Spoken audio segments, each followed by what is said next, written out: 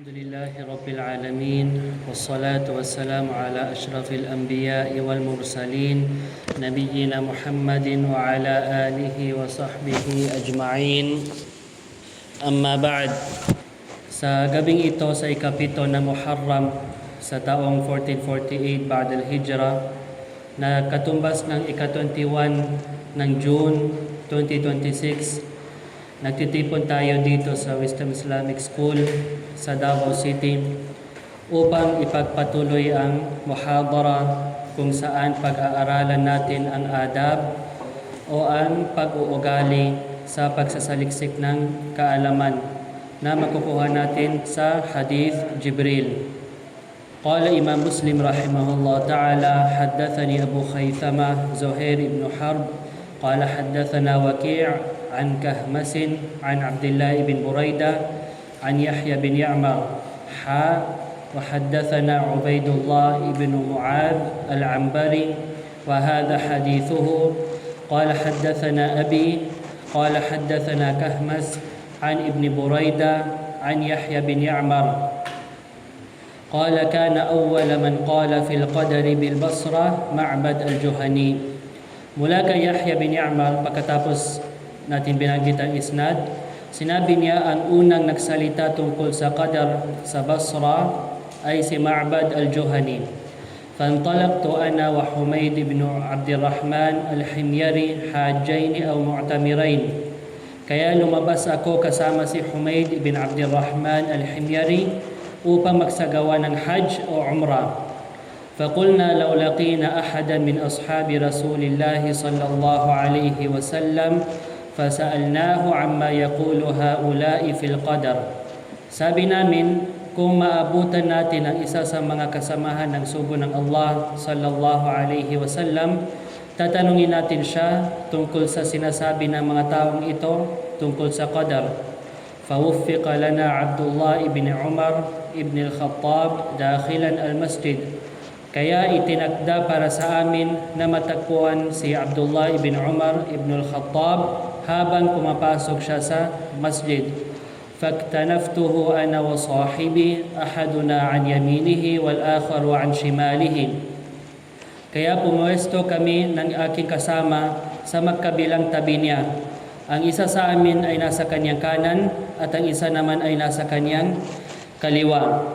فظننت أن صاحبي سيكل الكلام إلي. Kaya inakala ko na hahayaan ng aking kasama na ako ang magsalita. So tanong dito, bakit akala ni Yahya bin Ya'mar na hahayaan siya ng kanyang kasama na magsalita? Ano pa?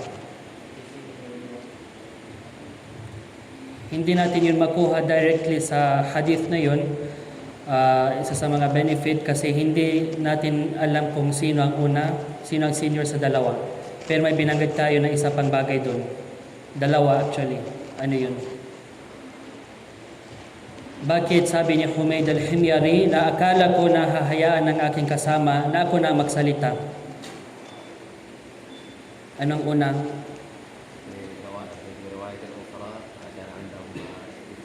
Ahsan.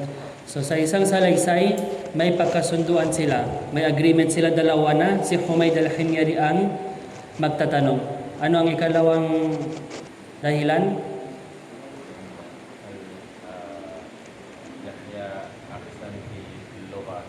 Ahsan. Barakallahu fik. So si Yahya bin Ya'mar, isa siya sa mga ulama ng lugha. Ibig sabihin mas mahusay siya, mas magaling siya magsalita. So dahil sa dalawang reason na ito, akala niya na siya ang magtatanong. Fakultu Aba Abdurrahman. Kaya sinabi ko Abu Abdurrahman. Sino si Abu Abdurrahman dito? Si Abdullah ibn Umar ibn al-Khattab. فقلت أبا عبد الرحمن إنه قد ظهر قبلنا ناس يقرؤون القرآن ويتقفرون العلم وذكر من شأنهم. Katotohanan lumitaw sa amin ang mga taong nagbabasa ng Quran at nagsasaliksik ng kaalaman at binanggit niya ang kanyang kalagayan. Wa annahum yaz'umuna an la qadara wa anna al-amra unuf. At sinasabi nila, inaakala nila na walang qadar at ang mga bagay ay unuf. Ibig sabihin, hindi nauna sa kaalaman at pagtatakda ng Allah ayon sa kanilang maling paniniwala. Qala fa idza laqita ulaik fa akhbirhum anni bari'un minhum wa annahum bura'a'u minni. Sabi niya sa Ibn Umar, kapag makita mo sila, sabihin mo sa kanila ang mga inilarawan mo na ako ay malaya sa kanila at sa kanilang ligaw na paniniwala at sila ay malaya mula sa akin. Walladhi yahlifu bihi Abdullah ibn Umar, sumpa sa kanya na pinanunumpaan ni Abdullah ibn Umar, law anna li ahadihim mithla Uhudin dhahaban fa anfaqahu ma qabila Allah minhu hatta yu'mina bil qadar. Kung ang isa sa kanila ay may ginto na kasinlaki ng Uhud. Saan ang Uhud?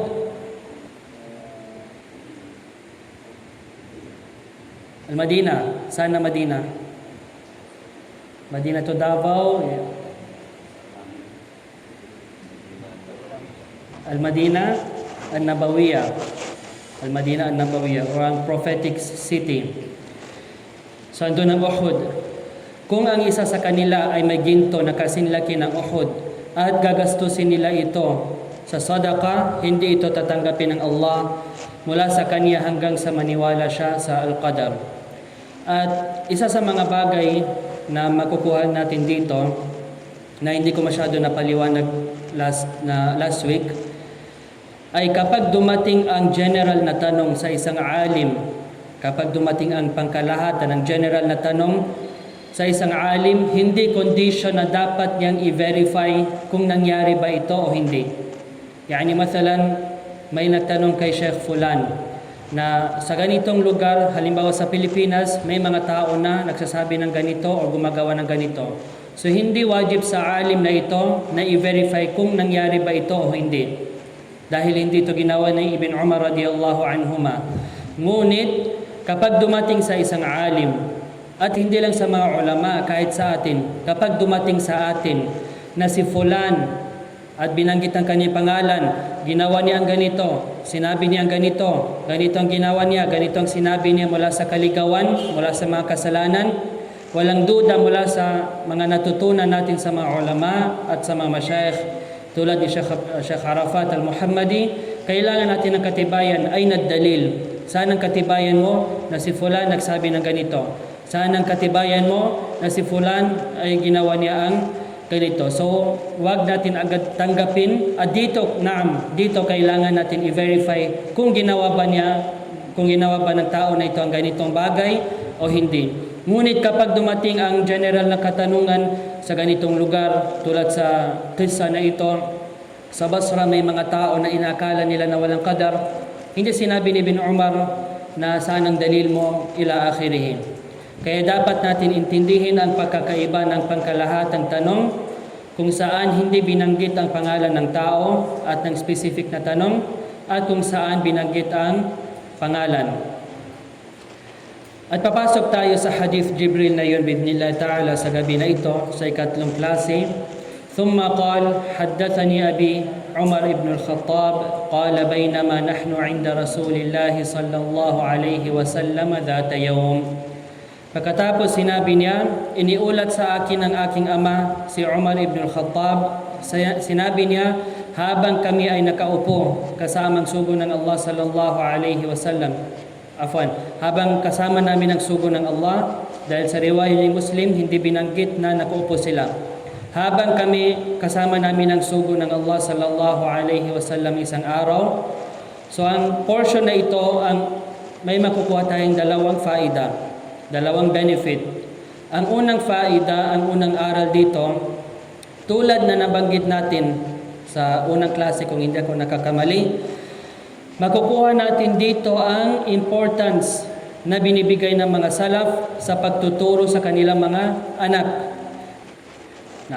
So, sinabi ni Ibn Umar radiyallahu anhu, haddathani, iniulat sa akin. Ibig sabihin, iniulat ni Umar ang kanyang tatay mismo sa kanya. Sinabi sa kanya mismo na habang kasama namin ang sugo ng Allah sallallahu alaihi wasallam. Hindi ito tulad ng sinabi na sami'tu Abi yaqul, na maari na binanggit ng kanyang tatay sa ibang mga tao tapos narinig lang niya. Pero dito anong sinabi niya? Haddathani, iniulat sa akin, sinabi sa akin ng aking tatay. So dito natin makukuha na dapat turuan natin, bigyan natin ng importance at bigyan natin ng oras para sa ating pamilyas, para sa ating mga anak, na turuan natin sila. Na ito ay mula sa mga sadaqatul jariyah na may makukuha silang benefit mula sa iyo, ikaw na bilang isang tatay, at ipalaganap nila ito sa mga tao at babalik sa iyo ang reward na ito bi'idhnillahi ta'ala. Kaya huwag nating ibaliwala ang ating mga pamilya kung saan abala tayo sa pagbibigay ng da'wa sa ibang mga tao, ngunit nakakalimutan natin ang ating sariling pamilya. Ang ikalawang benefit, barakallahu fikum, makikita natin ang halimbawa mula sa mga sahaba radiyallahu anhum, kung saan lagi nilang sinasamahan ang Rasulullah sallallahu alaihi wasallam. At isa sa mga makukuha natin dito ay dapat natin bigyan ng importance, ang kahalagahan, ang pagsama sa mga ulama at mga tullabul ilm. Ito ay isa sa mga benefit na makuha natin dito. Pagkatapos sinabi niya sa hadith, "Id tala'a alayna rajulun," nang lumitaw sa amin ang isang lalaki. Nang lumitaw sa amin ang isang lalaki. Sa riwaya ni Imam Ahmad sa kanyang musnad mula kay Yahya bin Sa'id, قال أخبرني عمر بن الخطاب أنهم بينما هم جلوس أو قعود عند النبي صلى الله عليه وسلم جاءه رجل يمشي. Sinabi niya, ibig sabihin si Ibn Umar, na iniulat sa akin, kanina sa Sahih Muslim, anong sinabi? Haddathani, dito akhbarani. Sinabi niya, iniulat sa akin ni Umar ibn al-Khattab na habang sila ay nakaupo kasama ang Rasulullah sallallahu alaihi wasallam, dumating ang isang lalaki na naglalakad.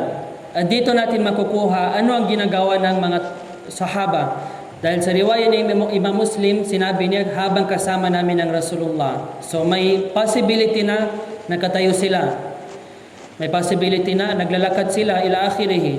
Pero sa riwaya ni Imam Ahmad, sinabi niya, bainama hum julusun aw qu'udun. Binanggit ang dalawa habang sila ay nakaupo. Julusun wa qu'udun takriban nafsul ma'na.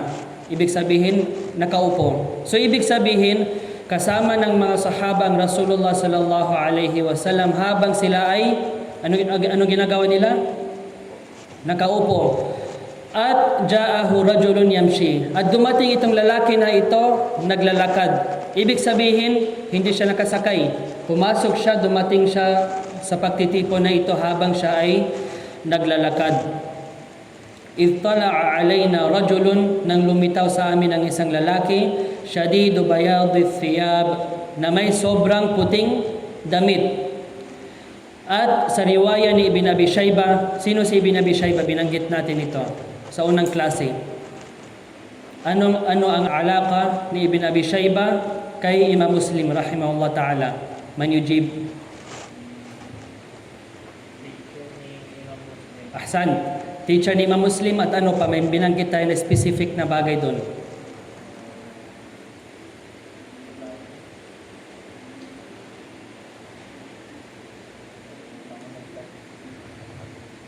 May connection siya yung sa riwaya ni Imam Muslim kanina, ang binanggit natin sa hadith Jibril. Ang teacher niya ay si Abu Khaythama. Binanggit natin siya ang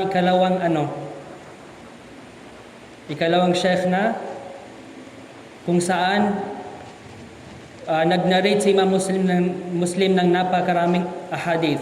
Si Ibn Abi Shayba ang number 1. Kaya parati natin makikita sa Sahih Muslim, haddathani Ibn Abi Shayba, akhbarani Ibn Abi Shayba, wa hakadha. So dito, sa riwaya ni Ibn Abi Shayba, hindi sa Sahih Muslim, meron siyang isang kitab na tinatawag na Musannaf ni Ibn Abi Shayba. At pero rin isa, Musannaf ni Abdul Razak As-San'ani. Ala kulin, sa riwaya ni Ibn Abi Shayba, mula kay Ibn Fudail, mula kay Ata ibn As-Sa'ib, mula kay Muharib, mula kay Ibn Burayda, sa kanyang love, ahsana thawban, napakaganda o napakainam ang kanyang damit. Ngunit ang riwaya na ito ay da'if, liriwayat Ibn Fudail an Ata ba'da ikhtilatihim. Dahil si Ibn Fudail, nagsalaysay siya mula kay Ata pagkatapos ng ikhtilat. Anong ibig sabihin ng ikhtilat? Kapag tumatanda ang isang tao, dahil ang mga ulama, at the end of the day, ano sila? Di ba? Tao rin sila. Kapag tumatanda ang ibang mga ulama, humihina ang kanilang memorya or minsan wala na sila sa tinong pag-iisip. So si Ata or si Ibn Fudail, kumuha siya ng hadith na ito mula kay Ata, pagkatapos kumbaga nawala si Ata sa kanyang tamang pag-iisip. So kumbaga hindi precise, hindi accurate ang kanyang mga narration. At inshallah kung pag-aralan natin ang Mustalah al-Hadith, makukuha natin ito. At sa riwaya ni At-Tabarani sa Al-Mu'jam, at may salita tungkol sa ruwat sa isnad na ito, sinabi doon, Hasanul Hay'a, may magandang anyo.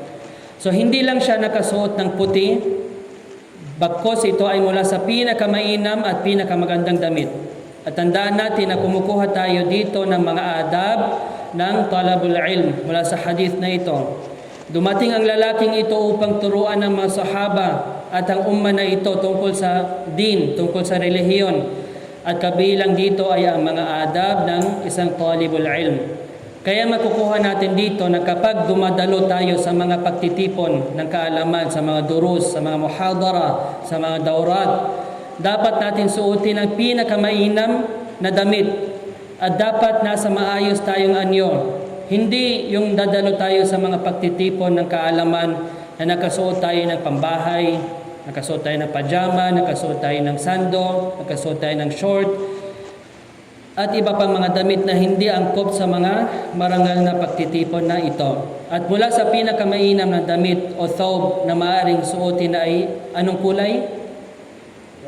White, ang puti. Bakit? نعم so dahil ولكنها ضعيف دليل آخر أنت قريب هذا شيء آخر ولكن من الحديث gusto ko mula sa hadith sanang shahid doon sanang katibayan doon na dapat magsuot tayo ng maputi. Ahsan. So dahil sa riwaya ni Imam Muslim na dumating ang lalaki na ang kanyang damit ay napakaputi. So ito ang isa sa mga dalil na ito ang isa sa mga kumbaga magandang damit na maaari nating suotin. At gayon din iniulat ni At-Tirmidhi sa kanyang Jami' at ni An-Nasa'i sa Al-Mujtaba. Anong ibig sabihin ng Al-Mujtaba? Sunan? La.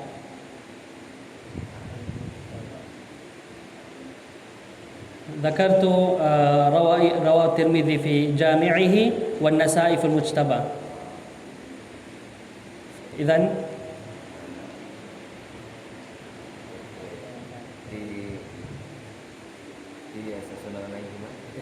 لا في سنن النسائي. Kasi si Imam An-Nasa'i rahimahullah ta'ala, ang original niya na aklat ay tinawag niya sunan or ang tinatawag ito ng mga ulama Sunan al-Kabir li An-Nasa'i. Doon niya sinulat ang halos lahat ng mga ahadith na tinipon niya. So na yun may dumating sa kanya at nagsabi na lahat ba ng mga ahadith dito ay mga sahih? Sabi niya hindi, may mga da'if, may illa ila akhiri. So nag-request sa kanya yung amir na yun, yung leader na yun na sana magpili ka ng ilang mga ahadith dito na mga sahih at tipunin mo sila sa separate na libro. Kaya tinawag ni An-Nasa'i ito Al-Mujtaba. Al-Mujtaba yani Al-Mukhtara. Ibig sabihin mga piling ahadith, mga chosen na mga ahadith. So hindi lahat ng mga ahadith. At mula dito ay ang fi qawlihi ta'ala fajtabahu rabbuh. At pinili, yani fakhtarahu rabbuh. At pinili siya ng kanyang Panginoon. O ang mas kilala natin na yun na Sunan An-Nasa'i. So sa riwaya ni At-Tirmidhi sa kanyang Jami' at si An-Nasa'i sa kanyang Mujtaba at si Ibn Majah sa kanyang Sunan at si Ahmad sa kanyang Musnad mula sa hadith ni Samura ibn Jundub na sinabi ng Rasulullah sallallahu alaihi wasallam, ilbasu min thiyabikumul bayad fa innaha atharu wa atyab. Magsuot kayo ng mapuputing damit dahil ito ay pinakamalinis at pinakamainam. Magsuot kayo ng mapuputing damit dahil ito ay pinakamalinis at pinakamainam. So dito sa hadith na ito, inutusan tayo ng Rasulullah sallallahu alaihi wasallam na magsuot ng mga mapuputing damit. So ang tanong dito, ito ba'y wajib o hindi? May nagsabi na wajib. So ibig sabihin, tayo makasala tayo kasi hindi puti ang damit natin. Siya wala siyang kasalanan. Sunnah. Bakit?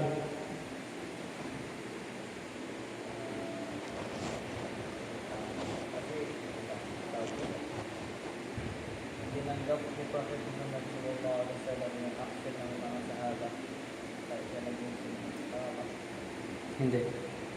Man yuhawil, sino mag-try? Kanina sabi niya, wajib. Kung wajib magsuot ng maputi, marami tayong makakasala na yun. Kasi kung sasabihin natin wajib, kung gagawin mo ito, may gantimpala ka. Pero kung iiwanan mo ito, may kasalanan ka. So halos lahat tayo maliban sa dalawa, may kasalanan tayo. At ang ikalawang sagot niya ay sunnah. Anong dalil dito?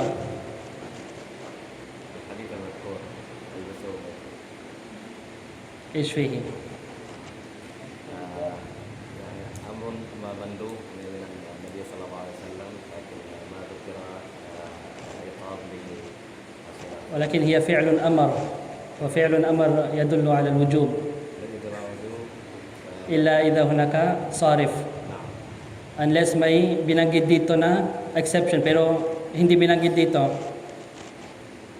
So ang sagot dito ay ibang mga riwayat, hindi natin banggitin dito na ang Rasulullah sallallahu alaihi wasallam mismo nagsuot siya ng ibang mga kulay.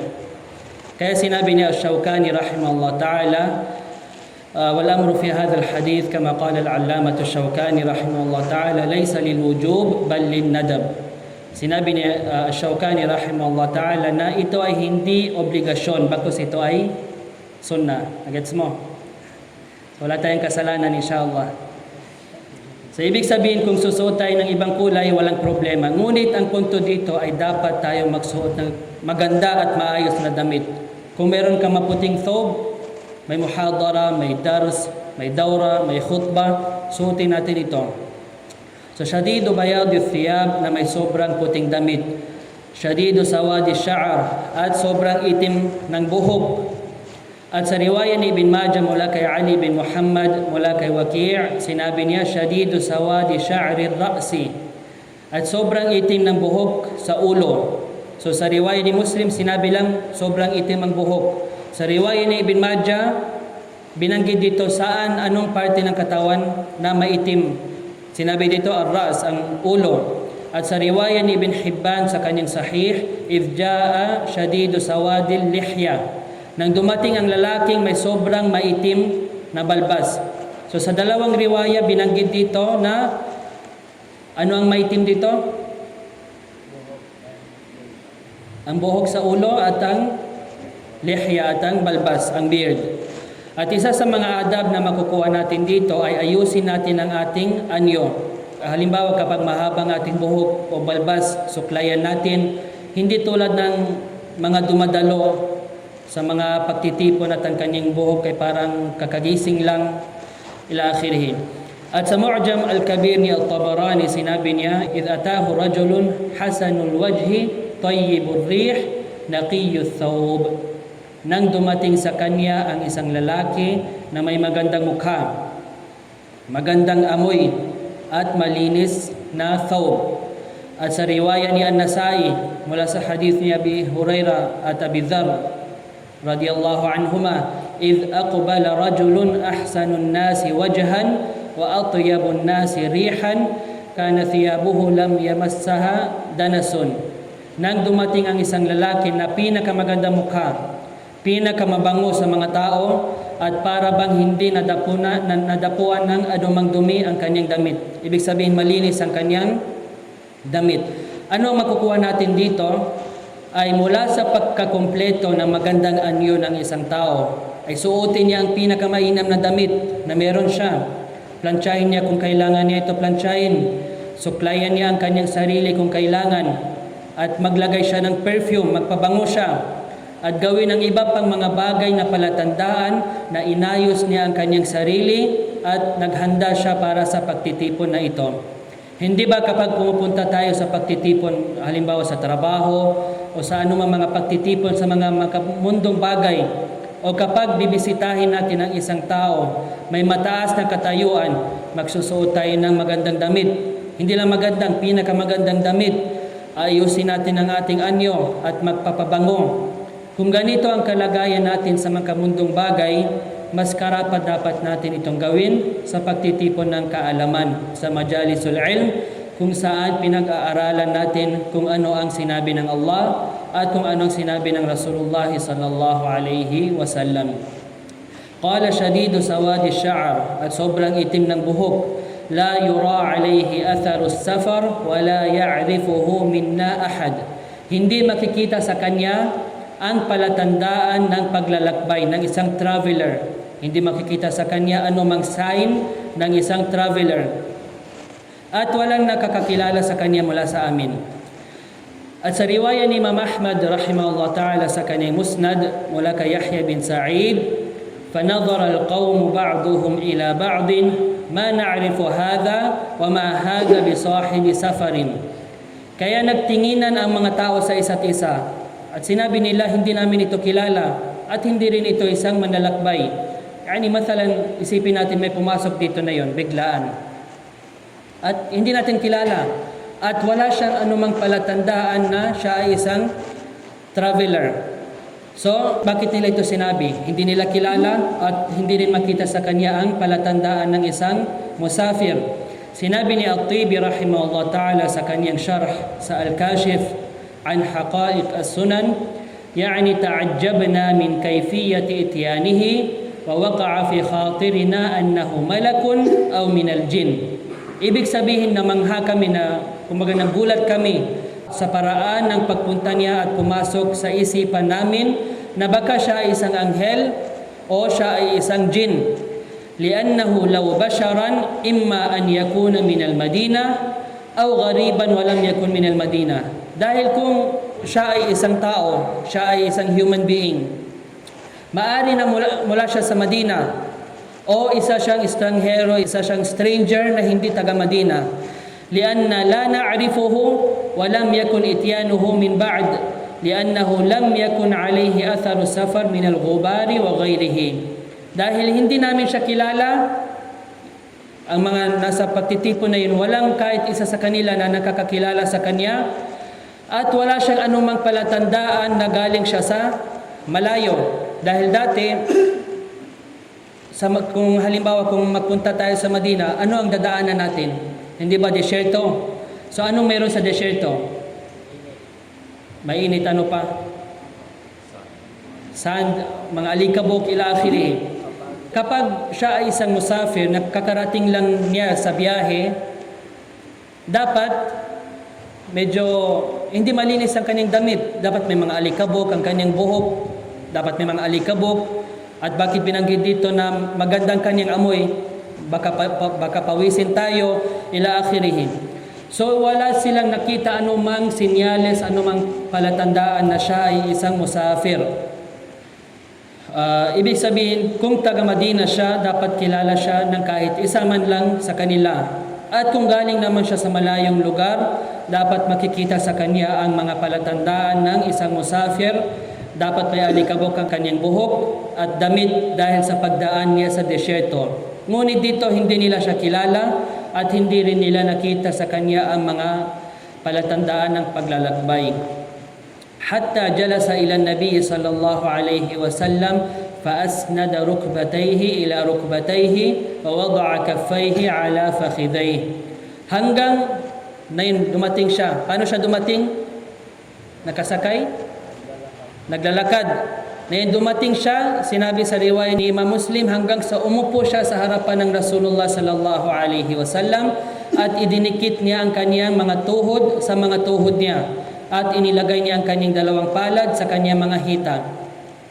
So, paano ito? Sa riwaya ni Al-Bayhaqi at sa sunan ni Ad-Daraqutni rahimahumallah, sinabi niya, kama yajlisu ahaduna fi salah. tulad ng pag-upo ng isa sa atin sa sala. So ganyan ang pag-upo niya sa harapan ng Rasulullah sallallahu alaihi wasallam, maliban na lang nagkadikit ang kanilang mga tuhod. Baka isipin natin parang medyo weird. Bigla siyang pumasok, lumapit siya sa Rasulullah sallallahu alaihi wasallam, umupo sa harapan mismo. At ang sagot dito ay sa ibang mga riwayat. Sa riwaya ni An-Nasa'i mula sa hadith ni Abi Hurairah wa Abi Dharr, jazakallahu khairan. Faqala assalamu alayka ya Muhammad, faradda alayhi salam, qala adnu ya Muhammad, qala udnu. Fama zala yaqul adnu miraran wa yaqulu lahu udnu. Pagpasok niya, sinabi niya assalamu alayka ya Muhammad, nabigay siya ng salam. At sumagot ang Rasulullah sallallahu alaihi wasallam sa kanyang salam. At nagpaalam siya, lalapit ba ako sa iyo o Muhammad? Sinabi niya, lumapit ka. At patuloy siyang nagsasabi ng ilang beses, lalapit ba ako sa iyo o Muhammad? At sinasabi naman ng Propeta sallallahu alaihi wasallam na lumapit ka. At sa riwaya ni Imam Ahmad, sinabi niya, thumma qala ya Rasulullah, atika. Pagkatapos sinabi niya, o sugo ng Allah, lalapit ba ako sa iyo? At sa musnad ni At-Tayalisi, Abu Dawud At-Tayalisi rahimahullah, sinabi niya sa kanyang riwaya, فَلَمْ يَزَلْ يَدْنُو حَتَّى كَانَتْ رُكْبَتُهُ عِنْدَ رُكْبَةِ رَسُولِ اللَّهِ صَلَّى اللَّهُ عَلَيْهِ وَسَلَّمْ ثُمَّ قَالَ أَسْأَلُكَ قَالَ سَلْ. At patuloy siyang lumalapit hanggang sa ang kanyang tuhod ay nasa tabi ng tuhod ng Rasulullah sallallahu alaihi wasallam. Pagkatapos sabi niya, maari ba kitang tanungin? Sinabi niya, magtanong ka. So basically, ano nangyari? Kapag titipunin natin lahat ng mga riwayat, kaya dapat intindihin natin, kung gusto natin maintindihan ang ahadith, dapat ipunin natin lahat ng mga riwayat. Lianna riwayat yufassiru ba'duha ba'da. Dahil ang mga iba't ibang mga salaysay, ipinapaliwanag, in-explain ito ng isa't isa. Tulad dito, first isipin natin na bigla siya pumasok, umupo siya agad sa harapan ng Rasulullah sallallahu alaihi wasallam. Pero sa ibang riwayat, anong ginawa niya? Nagpaalam siya, ya Rasulullah, lalapit ba ako sa iyo? Lalapit ba ako sa iyo? Hanggang sa nagkadikit ang kanilang mga tuhod at nagpaalam siya, ya Rasulullah, pwede ba ako magtanong? At sinabi ng Rasulullah, sal, magtanong ka. So, may makukuha tayo ilang mga fawaid dito. Ang una, barakallahu fikum, lumapit siya sa Rasulullah sallallahu alaihi wasallam, hindi siya umupo sa pinakadulo ng pagtitipon at nagtanong. Hindi siya sumigaw, ya Rasulullah, ya Muhammad, akhbirni 'anil Islam. Bagkus lumapit siya hanggang sa idinikit niya ang kanyang tuhod sa tuhod ng Rasulullah sallallahu alaihi wasallam. Kaya mula sa adab sa pagsasaliksik ng kaalaman ay dapat umupo tayo sa malapit sa sheikh. Ikalawa, kinakailangan magsimula tayo sa pagbibigay ng salam kung may pangangailangan tayo. At inshallah kung may iba tayong pagkakataon, tatalakayin natin ang mga fadail, ang mga kabutihan ng pagbibigay ng salam at ang pagsasabot dito at ano ang mga adab tungkol dito. Ang ikatlong faida, nagpaalam siya kung maaari siyang lumapit at sa ibang riwaya kung maaari siyang magtanong.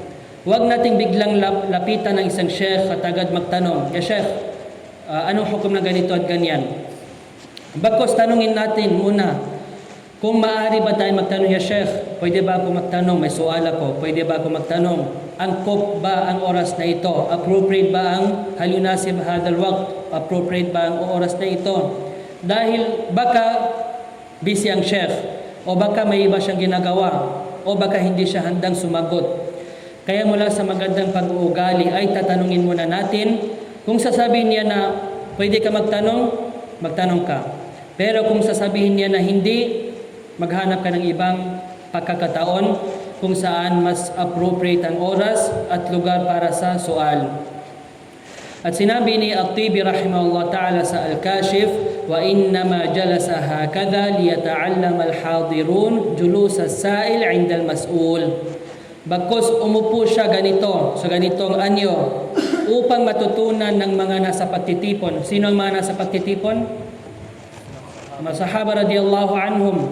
At lesson na rin yun para sa atin. Upang matutunan ng mga nasa pagtitipon kung paano uupo ang nagtatanong sa harapan ng tinatanong. لأن الجلوس على المركبة أقرب إلى التواضع والأدب. Dahil ang pag-upo sa mga tuhod tulad sa sala ay mas malapit sa humbleness, sa pagpapakumbaba at magandang pag-uugali. واتصال ركبة السائل بركبة المسؤول يكون أبلغ في استماع كل واحد من السائل والمسؤول كلام صاحبه. At ang pagdikit ng tuhod ng nagtatanong sa tuhod ng tinatanong niya ay mas malapit sa pakikinig ng bawat isa sa isa't isa. Wa ablagh fi huduril qalbi wa alzam lil jawab. At mas malapit ito sa pagkakaroon ng presensya ng puso, mas makafocus sila at mas nakakatulong upang may bigay ang sagot. لأن الجلوس على هذه الهيئة دليل على شدة حاجة السائل إلى السؤال وتعلق قلبه واهتمامه إلى استماع الجواب. Dahil kapag uupo siya ng ganito, ito ay palatandaan ng matinding pangangailangan ng nagtatanong sa kanyang katanungan, pagkakaugnay ng kanyang puso at matinding pagnanais niyang pakinggan ang sagot. Ibig sabihin, kailangan talaga niya kumbaga important masyado ang question na ito para sa kanya at gusto niya ang sagot para dito. At ano ang resulta nito? فَإِذَا عَرَفَ الْمَسْئُولُ هَذَا الْحِرْصَ وَالْإِحْتِيَاجَ مِنَ السَّائِلِ يُلْزِمُ نَفْسَهُ جَوَابَهُ وَيُبَالِغُ فِي تَفْهِيمِهِ الْجَوَابَ أَكْثَرَ وَأَتَمَّ مِمَّا سَأَلَ السَّائِلِ. Kaya kapag nakita ng tinatanong ang ganitong eagerness, ang ganitong pagnanais at pangangailangan mula sa nagtatanong, sisikapin niyang sagutin siya at sisikapin niyang ipaunawa, ipaintindi sa kanya ang sagot ng mas kompleto, higit pa sa mismong itinanong ng nagtatanong. Ibig sabihin, itry niya ang best niya na ipaintindi sa kanya anong kailangan niya at kumbaga ang kanyang sagot ay sosobra pa sa pangangailangan ng tao na ito, intaha kalamo. At tulad na nabanggit natin sa ibang mga riwayat, ang tao na ito hindi siya agad dumating at umupo sa harapan ng Rasulullah sallallahu alaihi wasallam. Anong ginawa niya? Salam muna. Salam. Pagkatapos, ask ng permission. So ibig sabihin, next week kapag darating si Sheikh Arafat, huwag kayo agad pumunta at idikit ang tuhod niyo sa tuhod ni Sheikh at sabihin niyo na ito ang nakuha natin sa klase natin. Para clear tayo. So, ang punto dito, paano ba ang pakikitungo ng isang estudyante sa kanyang sheikh? Kapag may tanong siya, magpaalam siya kung appropriate ba ang oras at lugar para magtanong. Halimbawa, nakita mo ang sheikh sa palengke. Sabihin mo, Sheikh, anong hukom na ganito at ganyan? Yan yung aib. Dapat alam natin kailan magtanong, saan magtanong. Halimbawa, yung sheikh natutulog. Tawagan mo, Sheikh, anong hukom ng ganito? Natutulog ang tao. So dapat alam natin itong ang mga adab na ito. At kung magtanong tayo, dapat siyang magpakumbaba sa mga paraan na binanggit natin at huwag siyang magpamataas, al-kiber, at huwag niyang itaas ang kanyang boses. Dapat ibaba niya ang kanyang boses bilang respeto sa sheikh. At dapat kapag nakita ng isang sheikh na ang isang estudyante ay nagpapakumbaba at nagsasalita ng may respeto, sasagutin siya ng sheikh ng maayos at sobra pa. Ngunit kung makita niya na dumating ka ng walang adab, kadalasan hindi ka niya sasagutin. At may naalala ko isang kwento na binanggit ni Sheikh Abdullah al-Bukhari, hafidhahullah ta'ala. Sinikapan ko na hanapin itong athar na ito pero hindi ko mahanap. Ala kullin. So, ang nangyari is, after ng klase, ng tahdith, yung kung saan yung sheikh is upo, at magsalaysay siya ng mga ahadith sa kanyang mga estudyante. Sinabi niya, pagkatapos ng klaseng ito, walang susunod sa akin dahil uuwi ang sheikh. So umalis siya. Karamihan sa kanila, halos lahat sa kanila hindi sumunod. Pero mayroon itong isang estudyante na galing sa malayong lugar. Itong estudyante na ito, galing siya sa malayong lugar. So kumbaga parang inisip niya na sayang naman ang opportunity na nag-travel ako ng ganitong kalayo at hindi ako kukuha ng hadith mula sa sheikh na ito or mga benefit sa kanya. So sumunod siya. Ngayon itong sheikh na ito dumating sa kanyang bahay at pumasok siya. at naiwan ng pintuan na nakabukas. Itong estudyante na ito, nakita niya bukas ang pintuan, pumasok siya. Hindi nagpapaalam. Isa sa mga adab is anong gagawin natin kapag magpunta tayo sa bahay ng ibang tao? Di ba magpaalam tayo na pwede ba kung pumasok? Pagkatapos itong sheikh na ito is pumasok sa CR at umihi. Habang umiihi siya, dumating itong estudyante nagsunod sa kanya hanggang sa CR. Ya sheikh, hadithni. Ya sheikh, mag-narrate ka ng hadith sa akin. Nagalit ang sheikh na nasa CR siya. At yun yung, kumbaga, lugar kung saan magre-request ka sheikh na magbigay ka sa akin ng ilm. Nag-alis ka dito. So, kumbaga, lumabas siya yung mula sa area na yun, pero andun pa rin siya sa bahay. So yun, sinabi niya, sheikh, galing ako sa ganitong lugar, mula sa malayong lugar. Sheikh, mag-narrate ka ng hadith, kahit isang hadith lang sa akin. So nagalit yung sheikh. Sabi niya, binanggit ng kanyang isnad, haddathana fulan, hanggang sa sinabi ng Rasulullah sallallahu alaihi wasallam, idha la tastahi, fasna' ma shi't. Kung wala kang hiya, gawin mo kung anong gusto mong gawin. At hindi ako magna-narrate sa iyo ng anumang ibang hadith maliban sa hadith na ito. At kapag makita kita sa isang majlis, sa isang klase, andun ka, hindi ako magtuturo sa majlis na yun. So ano nangyari?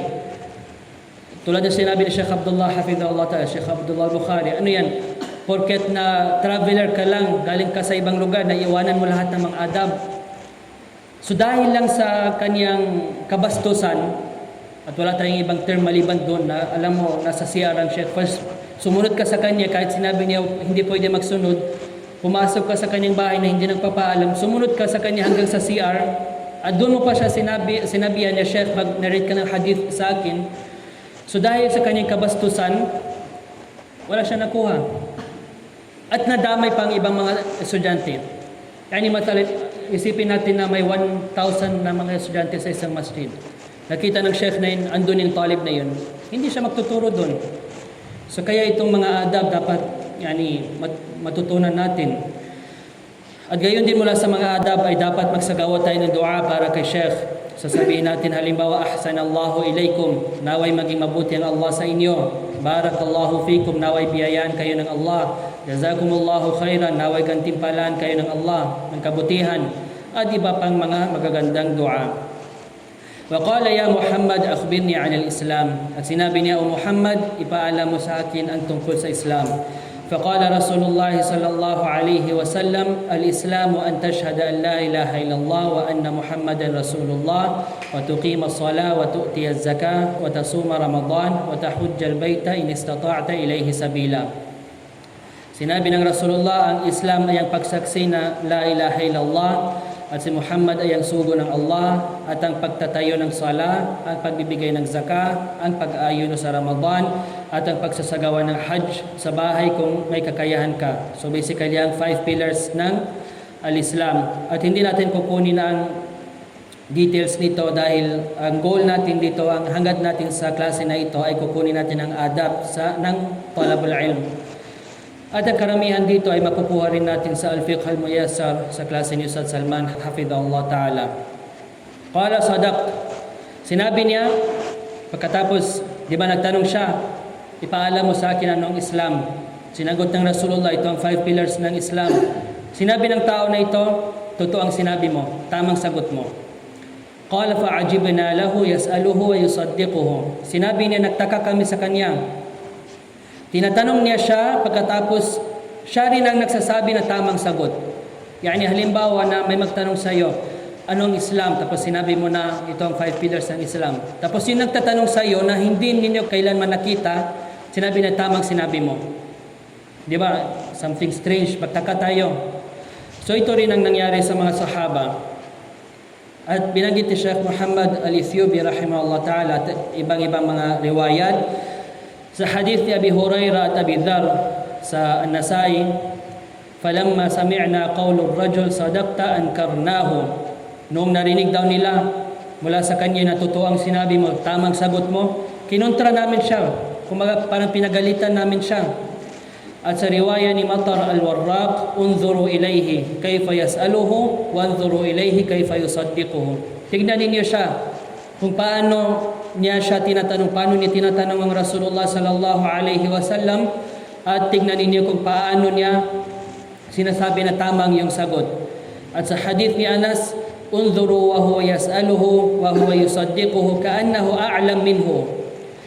Tignan ninyo siya, tinatanong niya siya at pinapatunayan niya ang sagot niya na para bang mas maalam pa siya kaysa sa Rasulullah sallallahu alaihi wasallam. At sa riwaya ni Sulaiman ibn Buraida, qala al-qawm ma ra'ayna rajulan mithla hadha ka'annahu yu'allimu Rasulullah sallallahu alaihi wasallam yaqulu lahu sadaqta sadaqta. Wala pa kami nakitang lalaking tulad nito na para bang tinuturuan niya ang Rasulullah sallallahu alaihi wasallam. Sinasabi niya, totoo ang sinabi mo, totoo ang sinabi mo. Pagkatapos, qala fa akhbirni 'anil iman. Sinabi niya, ipaalam mo sa akin ang tungkol sa iman. Qala an tu'mina billahi wa malaikatihi wa kutubihi wa rusulihi wal yawmil akhir wa tu'mina bil qadari khairihi wa syarrihi. Sinabi niya, ito ang paniwalaan mo, ang Allah at ang kanyang mga anghel, ang kanyang mga aklat, ang kanyang mga sugo, ang huling araw, at maniwala ka sa qadar, ang mabuti nito at ang masama nito. Basically, ang 6 pillars ng iman. At ito ang punto na gustong iparating ni Ibn Umar dun sa dalawang tao na yun, si Humayd al-Himyari pati si Yahya bin Ya'mar, na mula sa iman ay paniwalaan natin ang al-qadar. At few months ago, meron akong maikling muhadara tungkol sa ang aqida ng Ahli Sunnati wal Jama'a para sa mga akhawat sa Marawi. At kung gusto ninyo, pwede ninyo balikan para makuha ninyo itong brief explanation, summarized explanation ng Arkanul Iman. At kung padadali ng Allah, baka makuha natin ito ng detalyado sa susunod bi'idhnillah ta'ala. Qala sadaq, qala fa akhbirni 'anil ihsan. Sinabi niya, totoo ang sinabi mo. Sabi niya, ipaalam mo sa akin ang tungkol sa al-ihsan. Qala an ta'budallaha ka'annaka tarah, fa in lam takun tarah fa innahu yarak. Sabi niya, ito ay sambahin mo ang Allah na para bang nakikita mo siya. At kahit hindi mo siya nakikita, katotohanan nakikita ka niya. Sinabi niya Nawawi rahimahullah ta'ala, fa huwa daiman yaraka fa ahsin ibadatahu wa in lam tarah. Dahil ang Allah subhanahu wa ta'ala lagi kanyang nakikita, kaya pagandahin mo at ayusin mo ang iyong pagsamba sa Kanya kahit hindi mo siya nakikita. Kahit hindi mo nakikita ang Allah subhanahu wa ta'ala. Qala fa akhbirni 'anis sa'a. Sinabi niya, ipaalam mo sa akin ang tungkol sa oras. Ibig sabihin, kailan ang araw ng paghuhukom. Qala mal mas'ulu 'anha bi'a'lama minas sa'il. Sabi niya, ang tinatanong tungkol dito ay hindi mas maalam kaysa sa nagtatanong. Ibig sabihin ng Rasulullah, hindi siya mas maalam about dito kaysa sa lalaking ito na nagtatanong. Wazada fi hadithi Abi Hurairah wa Abi Dharr radiyallahu anhuma 'inda an-Nasa'i, qala fanakkas. Sinabi niya, yumuko ang Rasulullah sallallahu alaihi wasallam, falam yujibhu shay'an. Hindi niya ito sinagot ng anuman. Thumma a'ad, falam yujibhu shay'an. Pagkatapos inulit niya ang kanyang tanong, hindi ito sinagot ng Rasulullah. Thumma a'ad, falam yujibhu shay'an. Tinanong niya ulit, hindi ito sinagot ng Rasulullah sallallahu alaihi wasallam. Wa rafa'a ra'sahu, at inangat at itinaas niya ang kanyang ulo at sinabi niya, mal mas'ulu anha bi'a'lama minas sa'il.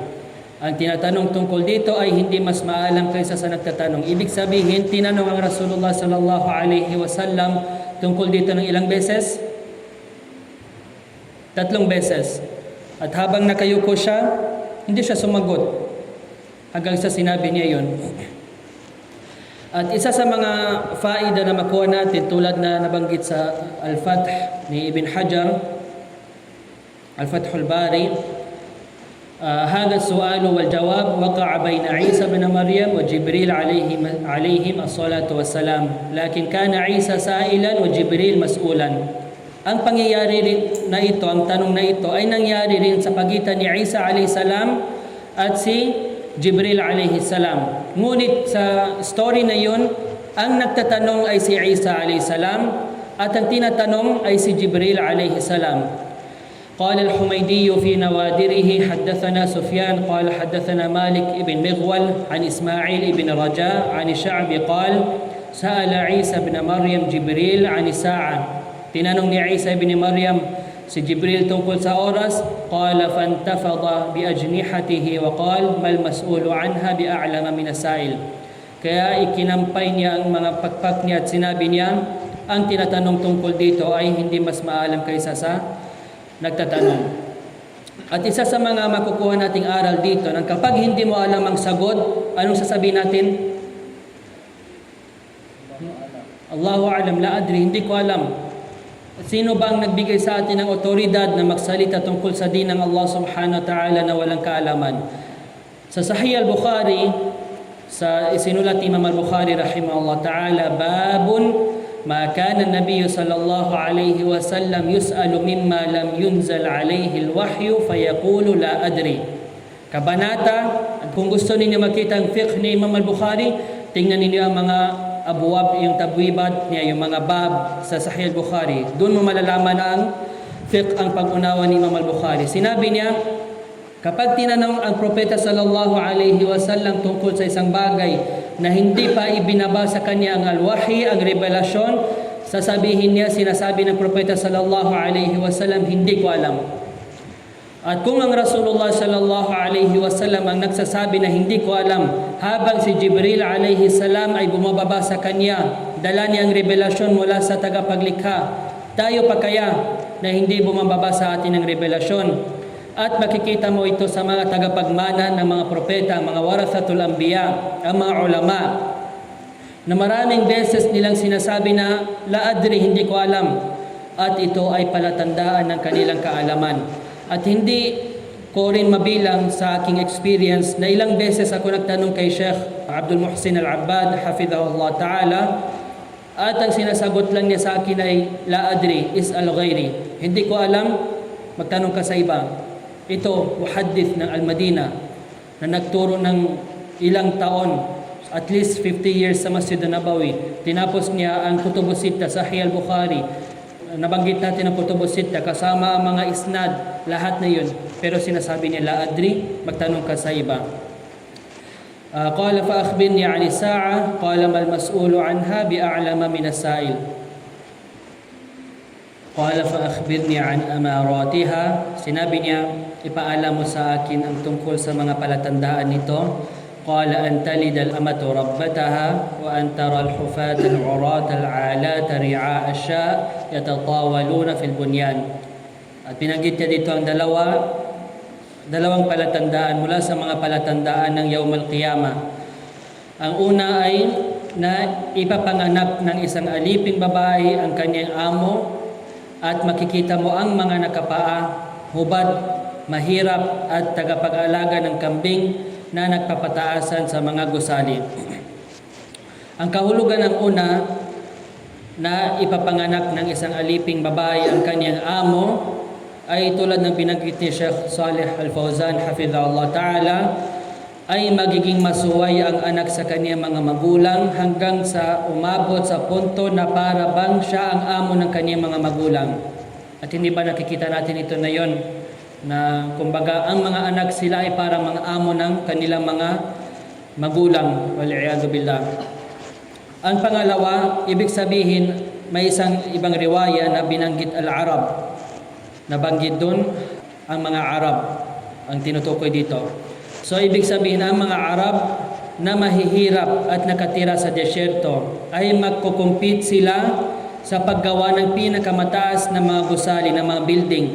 At sa panahon na iyon, sa panahon ng Rasulullah sallallahu alaihi wasallam, hanggang halos 100 years ago or even 50 years ago siguro, mula sa araw na ito, makikita natin na ang lugar ng mga Arab ay hindi ba desyerto lang? Wala silang kayamanan maliban sa mga kamelyo, kabayo at kambing, at ang kanilang mga bahay ay maliliit lang, gawa sa lupa at dahon ng puno. Kaya ito ay isa sa mga palatandaan ng nubuwa ng pagkapropeta ni Muhammad sallallahu alaihi wasallam, kung saan binanggit niya ang tungkol sa isang bagay na mangyayari pagkatapos ng ilang daang taon. At makikita natin na yon saan ang pinakamataas na building sa mundo. Hindi ba sa Dubai? Ano meron doon?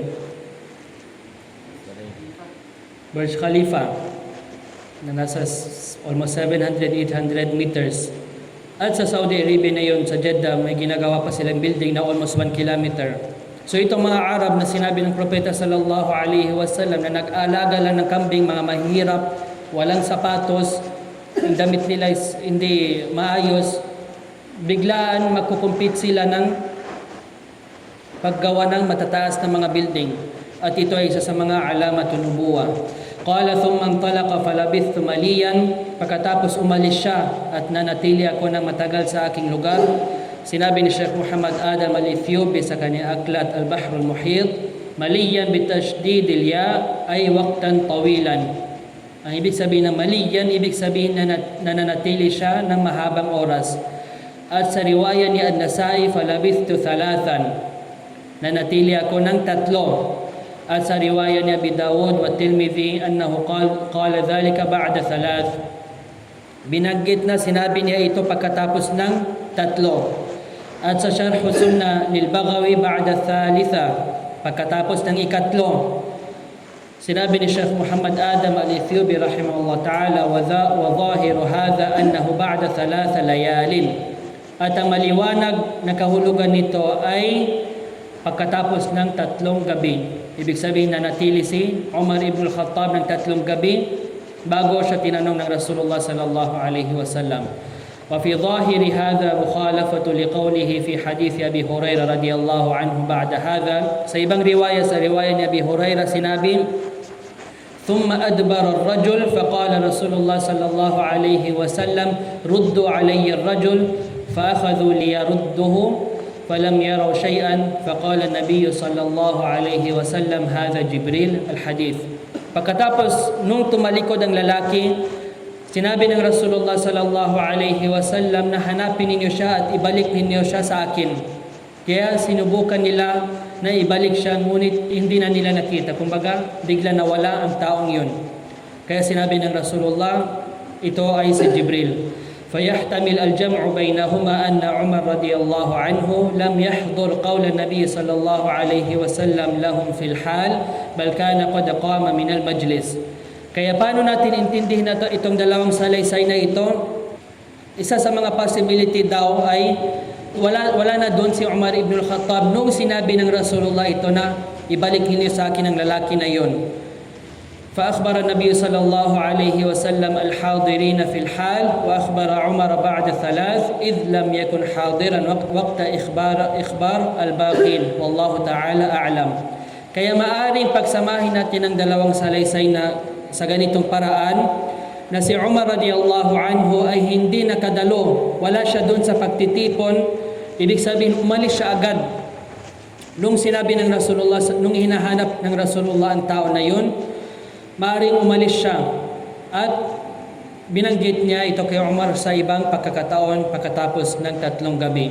Qala thumma intalaq falabithtu maliyan, pagkatapos umalis siya at nanatili ako ng matagal sa aking lugar. Thumma qala li ya Umar atadri man as-sa'il, pagkatapos sabi niya sa akin, o Umar, alam mo ba kung sino ang nagtatanong? Qultu Allahu wa rasuluhu a'lam.